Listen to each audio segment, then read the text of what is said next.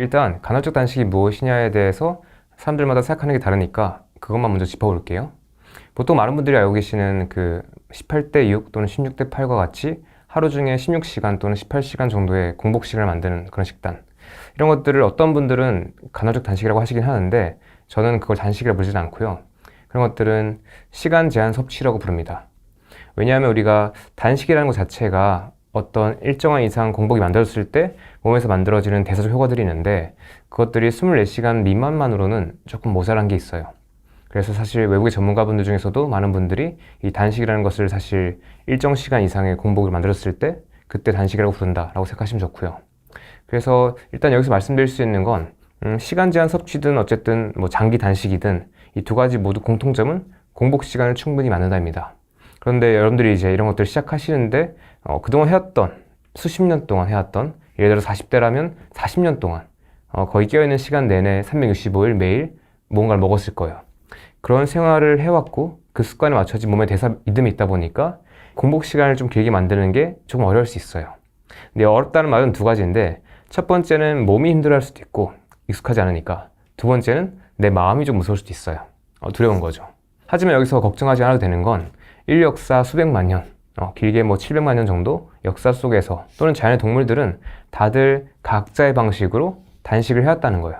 네. 그러니까 지금 우리가 현대인이 먹듯이, 최근 우리가 100년 사이에 이렇게 먹듯이 365일 매일 먹은 적은 없었다고 볼 수 있고요. 하루 중에도 우리가 이렇게 세 끼를 먹는다 또는 세 끼와 간식을 먹는다, 애초에 이거 자체가 우리 몸에 맞지 않다. 원래 동물들은 먹을 때 잘 먹고 먹지 않을 때는 굶었을 것이다. 마치 이런 내셔널 지오그래픽 같은 채널에 보면 동물의 왕국 같은 데도 있겠죠. 그런데 보면 사자 같은 친구들이 이제 한번 사냥을 해서 막 먹고 나서 또 며칠 동안은 굶잖아요. 아니면 음식을 못 구할 수도 있고 그냥 안 먹을 수도 있고. 그러니까 사실 우리 몸에는 그런 공복 시간에 또 잘 기능할 수 있는 메커니즘이 있다라고 생각하시면 마음이 먼저 편해질 거고요. 우리 몸이라는 게 단순히 최근에 먹은 음식, 주로 탄수화물과 지방이죠. 이것뿐만 아니라 몸 안에 저장되어 있는 에너지, 쉽게 말하면 몸에 있는 지갑 같은 게 글리코겐이고요. 몸에 있는 통장이라는 게 체지방이라고 볼 수 있어요. 이 지갑과 통장이 있기 때문에 당장 돈을 안 벌어도, 에너지를 섭취하지 않아도 우리가 지갑과 통장에 있는 돈을 잘 쓸 수 있다. 다만 우리가 그 방법이 몸에 지금 활성화가 안 돼 있기 때문에 어려운 것이다 라고 생각하시면 그렇게 어렵지 않게 할 수 있을 겁니다. 이런 맥락에서 우리가 이제 단식을 시작한다고 하면 저는 가장 먼저 강조드리는 것은 조심히 천천히 하나씩. 왜냐하면 지금 각자의 몸이 여기 안 맞기 때문에 갑자기 여러분들이 공복을 늘렸을 때 어떤 분들은 쉽게 하시지만 어떤 분들은 그게 몸에 부담이 될 수도 있어요. 단식이라는 게 몸에 좋은 건 맞고 자연스러운 건 맞는데 여러분들이 그걸 할 준비가 안 되어 있으면 몸에 부담이 된다. 그래서 약간 운동에 비유하자면 우리가 운동을 할 때 스쿼트를 비유해 볼게요. 바벨 스쿼트라고 해가지고 이제 바벨에다가 끝에 중량을 달아서 이렇게 무게를 할 수 있잖아요. 웨이트 트레이닝 할 때. 그때 평생 운동을 안 하던 사람이 갑자기 뭐 무게를 100kg를 꽂고 갑자기 스쿼트를 하면 어떻게 될까요? 애초에 들 수 없거나 들다가 들긴 하는데 다칠 거예요. 마찬가지예요. 평생 스쿼트 안 해본 사람과 마찬가지로 평생 공복 시간을 충분하게 만들지 않았던 분이 갑자기 긴 공복을 해버리면 뭐 성공할 수도 있고 못할 수도 있겠지만 성공을 한다고 해도 몸에 부담이 되고 다칠 수 있습니다. 그러니까 우리가 해야 되는 건 뭘까? 생각해보면 간단해요.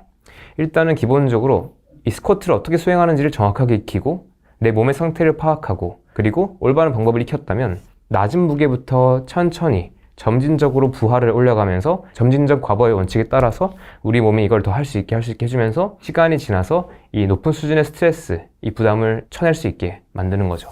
네, 그래서 단식도 이렇게 생각하시면 편합니다. 혹시나 지금 하루 3끼를 먹고 있었던 분들이라면 뭐 아침, 점심, 저녁 먹었겠죠? 여기다가 야식까지 먹었다? 그러면 이제 좀 더 몸이 쉽지 않을 거예요. 그런 분들은 뭐 야식까지 먹었으면 야식을 끊어보고 또 이제 3끼를 먹고 있었다는 사람들이라면 한번 이걸 2끼로 줄여보는 거예요. 2끼로 줄일 때 아침을 건너뛰고 점심과 저녁을 먹어볼 수도 있고요.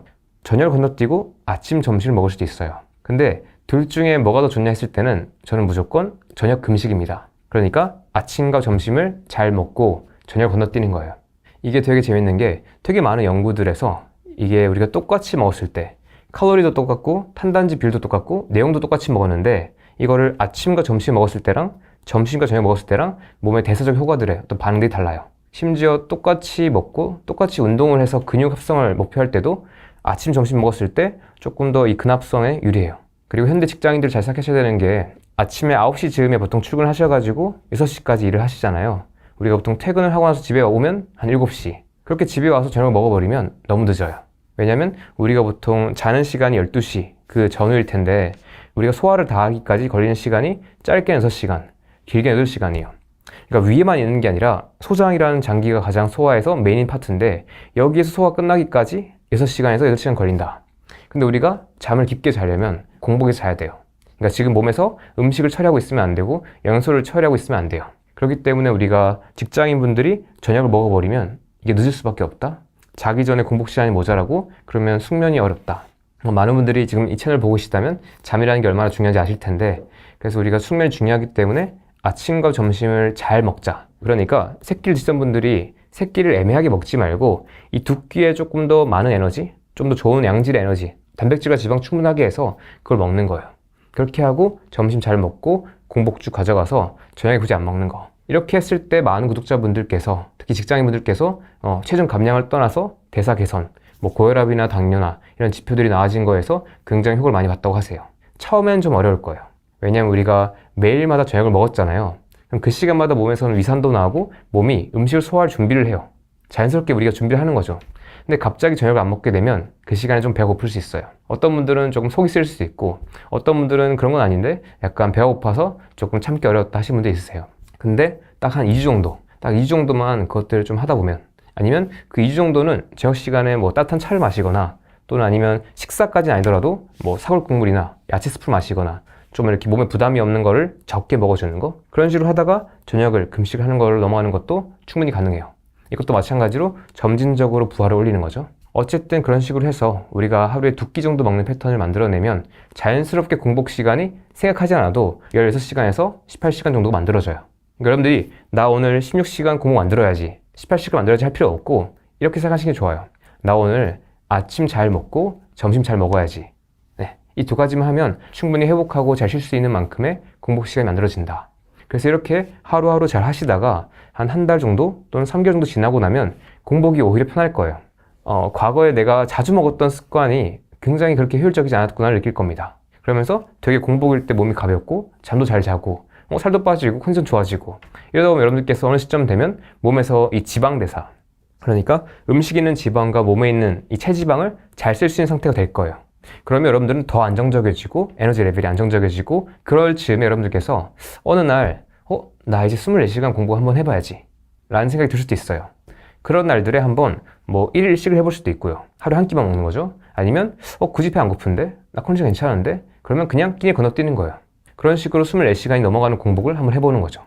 이렇게 우리가 안전하게 여러분들이 긴 단식을 한 번씩 해보고 그 단식 끝나고 나서 음식 잘 먹어주고 회복하고 잘 자고 잘 쉬고 이런 식으로 여러분들이 너무 갑자기 확 바꾸지 말고 천천히 조심스럽게 내 몸이 적응할 수 있게 만들어주면서 언젠가 아까 말했던 것처럼 스쿼트 100kg 또는 120kg를 들 수 있는 몸까지 만드는 거. 단식으로 치면 뭐 24시간 넘어서 36시간에서 48시간 또 사실 72시간 공복도 몸에 그렇게 부담이 되지 않습니다. 여기까지 나아가는 게 아마 제가 드릴 수 있는 가장 안전하고 효과적인 간헐 단식 가이드일 것 같습니다. 많은 분들이 실수하시는 게 단식은 하지만 단식 전이나 후에 음식을 잘못 먹으면서 약간 조금 효과를 못 보거나 오히려 몸이 안 좋아지는 경우들을 많이 봤어요. 그래서 우리가 단식 이후에 보식을 잘하는 게 중요하다고 강조드리고 보식에 대해서는 사실 전문가들마다 또 제한이 다릅니다. 근데 공통적인 원칙은 있어요. 첫 번째는 일단 좋은 단백질과 지방을 잘 채워주자. 두 번째는 첫 끼, 두 번째 끼니는 과식하지 말자예요. 우리가 24시간 이상의 공복을 하면서 이 소화와 관련된 시스템들이 쉬고 있었잖아요. 특히 어떤 위나 장들이 쉬고 있을 텐데 음식을 갑자기 넣거나 또는 많이 넣어버리면 또 몸에 부담이 될 수 있어요. 그래서 우리 몸이 천천히 다시 뭔가 회복할 수 있게 이 음식을 소화할 수 있게 만들어주는 게 좀 중요합니다.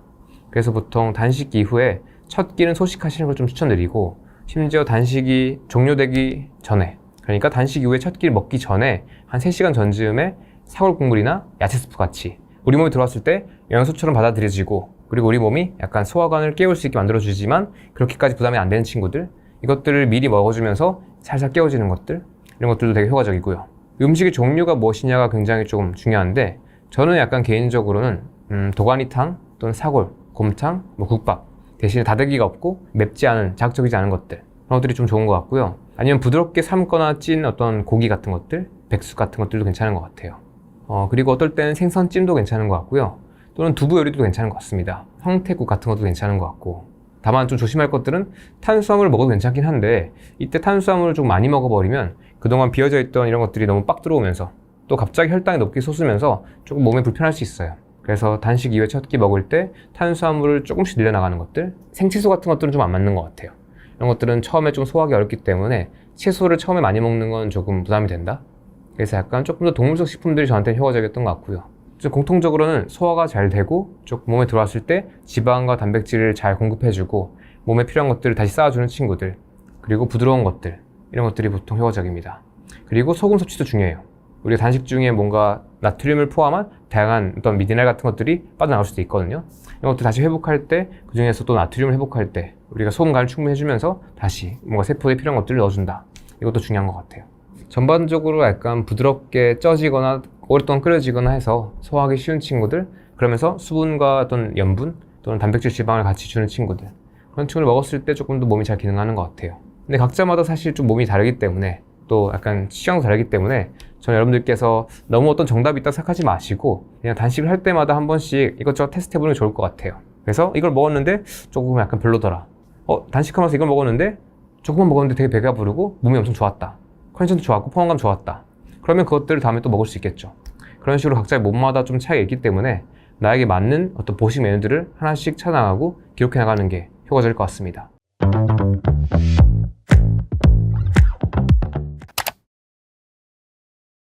간헐적 단식은 말 그대로 우리가 먹는 것을 쉬는 거예요.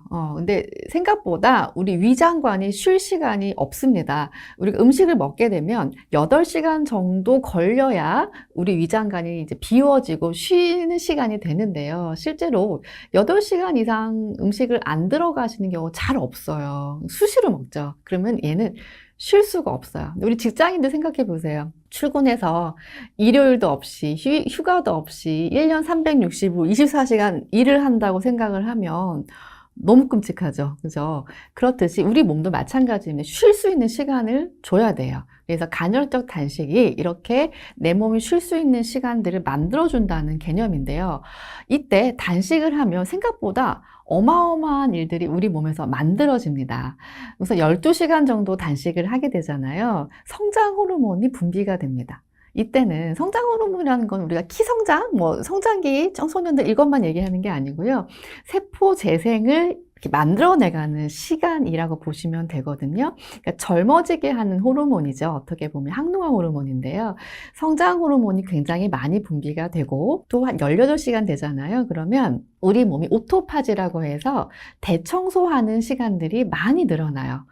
우리 몸이 염증도 많고 노화된 세포라든지 제 기능을 잃어버린 세포들을 정리하는 시간들이에요. 예를 들어서 집에 한 달만 청소 안 해도 어때요? 난리 나죠. 벌레도 끓고 냄새 나고 그럴 거예요. 근데 밤에 야식 매일 드시는 분들 꽤 많아요. 늦게 드시는 분도 많아요. 그러면 자는 동안에 청소를 하고 우리 몸을 재생을 시켜야 되는데 소화하는 데 에너지를 너무 많이 쓰게 되거든요. 그럼 청소를 못 하는 거예요. 근데 그게 며칠은 괜찮겠지만 한 달, 2달 이어지게 되면 우리 몸이 염증도 늘어나고 재생력도 떨어지고 늙게 되죠. 노화도 빨라집니다. 그래서 오토파지 하는 현상, 청소하는 시간들 대청소를 하는 거예요. 굉장히 많이 건강해지겠죠. 그리고 심지어 단식 시간이, 공복 시간이 24시간 정도 되잖아요. 그럼 줄기세포까지 분비가 돼요. 얘는 항암 물질이거든요. 암을 예방할 수 있게 된다는 거예요. 식사를 안 하는 것만으로도 우리 몸에서는 놀라운 많은 변화들이 일어납니다. 그래서 예전에는 사실 그 간헐적 단식이 많이 알려지기 전에는 난치성 질환들 치료하는 그런 개념으로 많이 쓰였었어요. 인류 역사상 지금이 제일 잘 먹고 잘 사는 시대죠. 끼니를 잘 못 먹고 굶었던 시절이 얼마 안 됐습니다. 옛날에 원시 시대는 어때요? 사냥해서 먹었잖아요. 그러면 사냥을 못하면 굶는 거였죠. 그죠? 그 다음에 먹을 게 없으면 또 억지로 단식 상태가 됐던 거예요. 그럼 우리 몸은 이미 유전적으로 단식에 익숙해져 있고 비어져 있는 공복 상태에 많이 적응하게끔 몸이 만들어져 있는데 최근 현대 사회가 돼서 먹을 게 너무 풍족해져서 오히려 먹어서 생기는 질환들이 훨씬 많습니다. 그래서 어떻게 보면 채우는 것보다 비워지는 거에 대한 미학이 필요한 시기라고 보시면 될 것 같아요. 그래서 단식은, 그러니까 간헐적 단식은 여러분도 아시다시피 체중 감량도 되지만 건강해질 수 있는 두 마리 토끼를 잡을 수 있는 굉장히 좋은 방법입니다. 간헐적 단식을 하시는 분들이 많은데 사실 실제로 제대로 알고 하시는 분들이 또 없으신 것 같아요.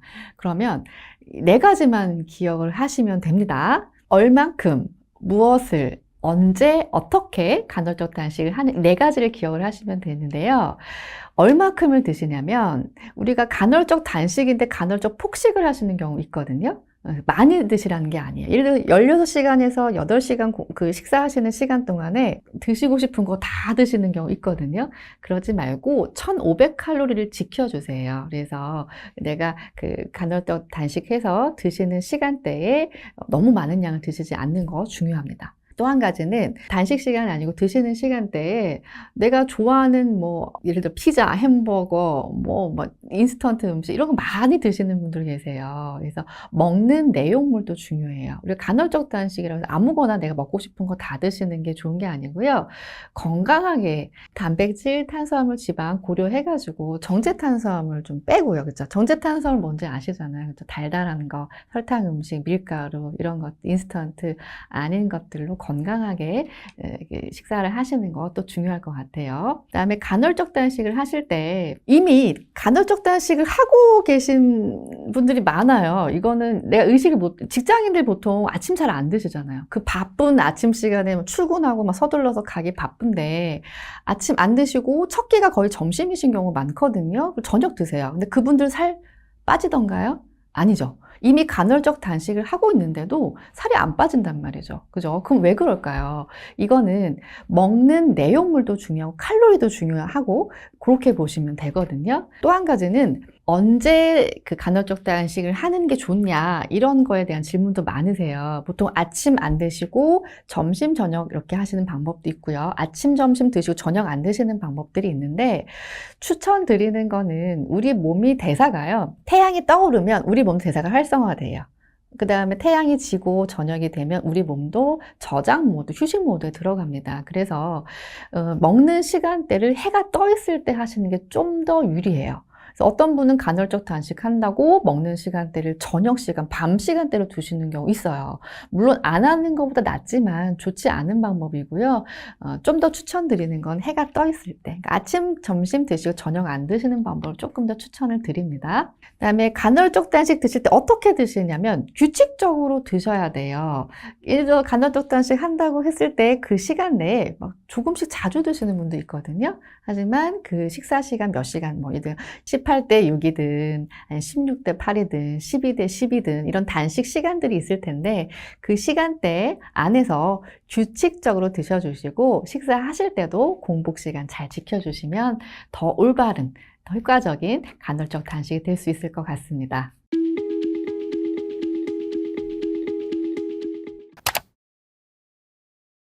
노년의 다이어트에서 이제 가장 중요한 게 이제 시기잖아요. 시기. 그래서 환자분들한테 가장 많이 말씀드리는, 여러분들도 이미 많이 하고 계신 이제 간헐적 단식에 대해서 말씀을 드리는데, 사실 어르신들은 이제 당뇨약이나 여러 가지 약을 많이 드시고 계셔서 16대 8까지 하시는 건 굉장히 어려운 일인 것 같아요. 12대 12. 그러니까 저녁 드시고 약 드시고 그다음에 아침에 일어나서 한 9시 정도, 뭐 아니면 일찍 주무시는 분들은 사실 어르신들이 6시에 식사하시고 아침에 뭐 6시 7시에 또 식사하시는 분들 있으니까 그 정도만 단식을 유지하시고 그다음에 식사 시간과 시간 사이에는 우리 어머니들 좋아하시는 떡 이런 것들 있잖아요. 뭐 쿠키 이런 것들을 조금 제한하시면 좋겠다 말씀을 드려요. 그리고 그 공복을 유지함에 있어서 또 가장 중요한 기준이 되는 거는 당이거든요. 혈당. 혈당이 높아지게 되면요. 인슐린 저하성이나 여러 가지 문제들 때문에 뭐 당뇨도 악화될 수도 있고 성인병의 원인이 될 수 있는 이런 위험한 것도 있지만, 저희가 다이어트 개념에서 봤을 때 혈당이 높아지게 되면 우리 몸에 있는 지방을 에너지원으로 연소하기가 힘들어요. 일단 우리 몸이 이제 입력이 돼 있어요. 나 이제 혈당이 다 떨어질 때쯤 되면 자 가서 이제는 지방을 꺼냈어 이렇게 돼 있기 때문에, 정말 다이어트라고 내가 이 뱃살, 허벅지살 이런 걸 빼고 싶다 하시는 분들은 당을 정말 제한을 해서 운동을 할 때 내 몸에서 지방을 태울 수 있도록 이렇게 세팅을 해주시는 게 굉장히 중요해요. 단식을 할 때 뭐 사실은 시기 제한이죠. 완전 단식은 아니니까 이때 중요한 거는 저녁에 12시간을 지켜주시고 식사를 하실 때 너무 탄수화물을 많이 드시지 마시고 습관적으로 뭔가를 드실 때 제품에 뒤에 있는 당류 함량량을 체크를 해보시는 게 좋고, 그 다음에 식사 시간과 시간 사이에는 그때도 여러 가지 당 성분의 간식을 드시지 않는 게 가장 중요합니다. 근데 선생님, 그러면 이 12시간, 16시간 간헐적 단식을 하는 게 왜 좋은데요? 라고 물어보시면, 아까 말씀드린 건 그 당과 관련해서 다이어트를 하는데 도움이 되는 부분도 있지만, 중년이 되면서 우리가 가장 관심이 많은 게 건강이잖아요. 고혈압, 당뇨, 나도 모르게 이런 거 하나씩 진단받고 할 때마다 속상하고 이런 경우가 많은데, 좀 일상생활에서 내가 가장 쉽게 뭔가를 나를 건강하게 만들 수 있는 방법이 뭘까 하는 중에 하나가 또 이 간헐적 단식입니다. 이제 우리 몸에서 공복이 유지가 되면요, 한 12시간 이상의 16시간 이런 공복이 유지가 되면 우리 몸에서 오토파지라는 이제 어떤 우리 몸의 회복 프로그램이 이렇게 살아나게 돼요. 그러니까 오토라는 말은 자동이란 말이고요. 파지라는 말은 뭔가를 잡아먹는 걸 뜻해요. 잡아먹는 세포들은 대부분 파고사이트, 파지 이런 이제 접두어 이런 게 붙거든요. 그러니까 내 몸에서 스스로 잡아먹는다. 이게 뭐냐면, 예를 들어 볼게요. 우리 몸에서 세포는 만들어졌다가 세포가 죽는 과정을 끊임없이 반복을 해요. 그런데